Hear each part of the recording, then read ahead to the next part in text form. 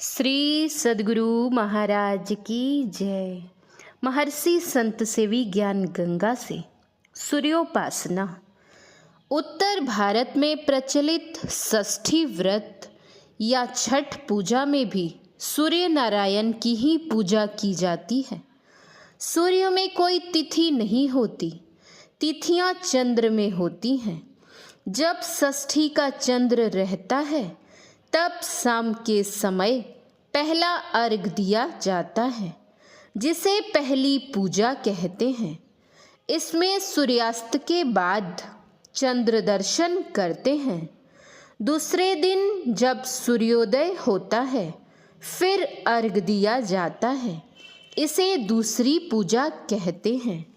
संतजन बतलाते हैं कि छठ पूजा या षष्ठी व्रत जो बाहर में लोग करते हैं वह सांकेतिक है। वास्तविक छठ पूजा तो अपने अंदर की जाती है, जिससे मानव का परम कल्याण होता है। एक बंगाली महात्मा योगी पंचानन भट्टाचार्य ने कहा है, मूलाधार बधी पंचचक्र भेदी, आज्ञा चक्र के यदि थाक निर्बधी, देखिबे से निधि जाबे भव व्याधि, भासी से आनंद सागरे।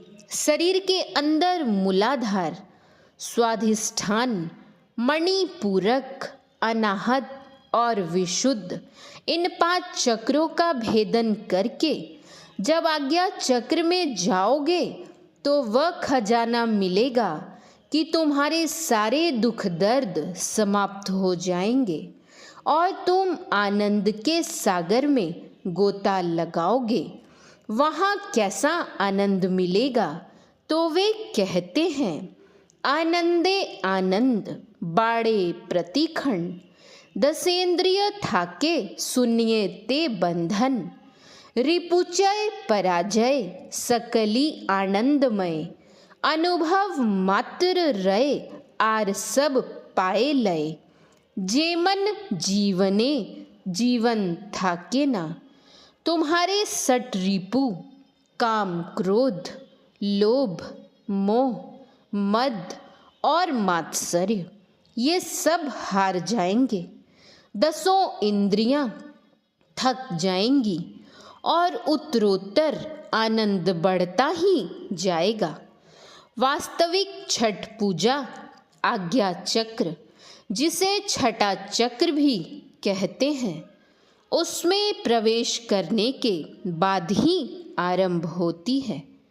साधक अंत साधना के द्वारा जैसे ही आज्ञा चक्र से सहस्त्र दल कमल में पहुंचता है, उसे चंद्र दर्शन होता है। यहाँ षष्ठी व्रत का पहला अर्घ पूरा होता है। वहाँ से साधक जब आगे बढ़ता है तो वह त्रिकुटी में पहुँचता है। यहाँ उसे सूर्य दर्शन होता है। महर्षि में ही पदावली में आया है, त्रिकुटी सूरज ब्रह्म दर्श कर, सूरत शब्द रल री। साधक त्रिकुटी में पहुंचकर सूर्य दर्शन करता है और उसकी सूरत उसमें लीन हो जाती है। यहाँ सप्तमी का अर्घ भी पूरा हो जाता है। हम लोग नित्य गायत्री मंत्र का पाठ करते हैं। ओम भूर्भुवः स्वः तत्सवितुर्वरेण्यं भर्गो देवस्य धीमहि धियो यो न प्रचोदयात्। यह सविता क्या है? सविता के अनेक अर्थों में एक अर्थ सूर्य भी होता है। यह सूर्य बाह्याकाश का नहीं, अंतराकाश का है। बाह्याकाश के इस सूर्य को सभी जानते हैं। इसमें आप कितना प्रकाश देखते हैं, जबकि यह जड़ सूर्य है और आपके अंदर में चैतन्य सूर्य है। उसका प्रकाश कितना और कैसा होगा? संत पलटू साहब कहते हैं, आफताब तसदुख लाख है जी। आफताब कहते हैं सूर्य को, लाखों सूर्यों के समान वह प्रकाशमान है। यह तो समझने के लिए उपमा दी गई है, वास्तव में उस अलौकिक तेज का वर्णन नहीं हो सकता। संत मत के लोग प्रतिदिन संत तुलसी साहब की आरती का पाठ करते हैं। कोट भान छवि तेज उजाली, अर्थात करोड़ों सूर्यों के समान उसका प्रकाश है। हमारे गुरुदेव क्या कहते हैं, उनकी स्वानुभूति सुनिए। जहाँ सम्मुख या सूर्य अमित अंधार है, ऐसो सूर्य महान चंद हद पार है। वे कहते हैं कि आपके अंदर में जो सूर्य है, उस सूर्य का जो प्रकाश है, उस प्रकाश के सामने इस स्थूलाकाश के सूर्य का प्रकाश अंधकारवत है। अर्थात उस प्रकाश के सामने यह प्रकाश घोर अंधकारमय मालूम होता है।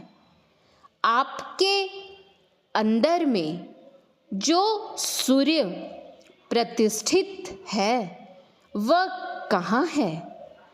उत्तर है, चंद हद पार है।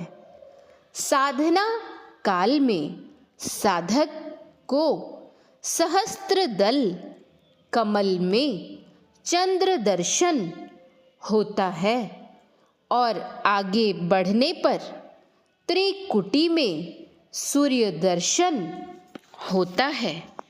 बाहर के सूर्य का उदय और अस्त होना होता है, किंतु हमारे अंदर में चैतन्य रूप सूर्य है जो बराबर उगा ही रहता है। वह न तो कभी उगता है और न कभी डूबता है। श्री सद्गुरु महाराज की जय। श्री सद्गुरु महाराज की जय। श्री सद्गुरु महाराज की जय। आप सभी सत्संगी भाई बहनों से निवेदन है, इस चैनल को सब्सक्राइब करें और संत मत सत्संग के प्रचार प्रसार का हिस्सा बने। श्री सद्गुरु महाराज की जय। श्री सद्गुरु महाराज की जय। श्री सद्गुरु महाराज की जय।